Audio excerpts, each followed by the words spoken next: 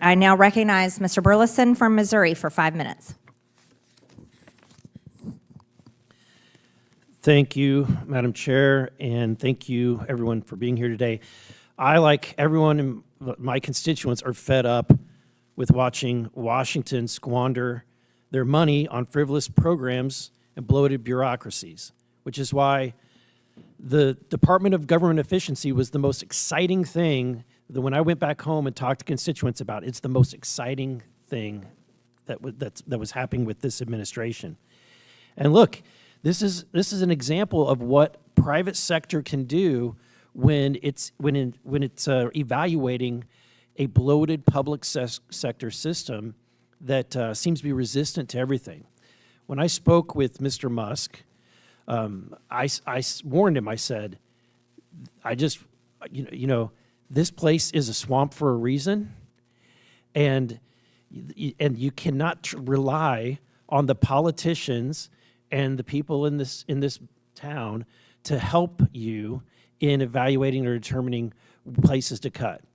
They will only deliver what they want, right? And there's a reason why Congress, it being in our hands, we're at $37 trillion in debt, and we have all of these wasted expenditures.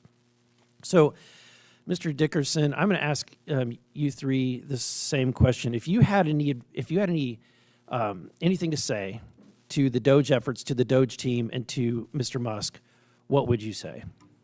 I would say keep up the good. It's been a good start so far, and keep up the good work. Mr. Burton?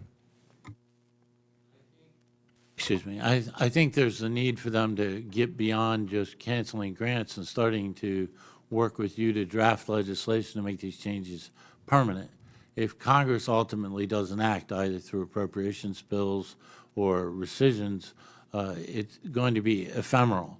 There's also the need to make changes on the regulatory front.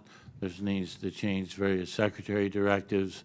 They need to take it to the next step to bring it home, and they haven't done that. Thank you. Mr. Lips? I agree with that point. I think the most important thing they could do now would be to work with the members of this committee and the Congress on government efficiency reforms, many of which I think should have broad support among lawmakers. Ms. DeVito, let me ask you this. You've seen a lot of the DOGE cuts and the programs. Is there a single one that you would have agreed with? A single one? Part of the problem, I think, with DOGE... Answer yes or no. Don't eat up my time. Is there a single one that you would have agreed with? I don't think there is a yes or no answer to that question. Okay. Well, I'm not going to waste my time. I want to dive into Mr. Burton and what you said. So the question is, why isn't Congress, what should happen to force Congress to actually make these cuts that have been identified? Congress needs to legislate, and it hasn't been. I mean, the GAO has made countless proposals.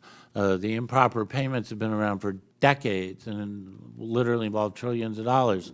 No one's fixed that. That's one of the few things, though, that the administration has the ability through administrative changes to do on their own, because they're legally required not to spend that money, and yet it's going on.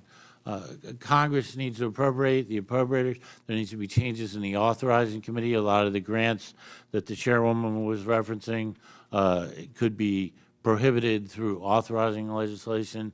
Congress needs to legislate, and at some level, it sort of has forgotten how to do so. Do you think that we could? Yes. You do? In fact, I'm old enough to remember when you guys did. Well, I may be just above being black-pilled at this point, so you're giving me a little bit of hope here. But if Mr. Dickerson, if you could make one significant change, what would be the most significant change or policy change that we could do that would save taxpayers' dollars?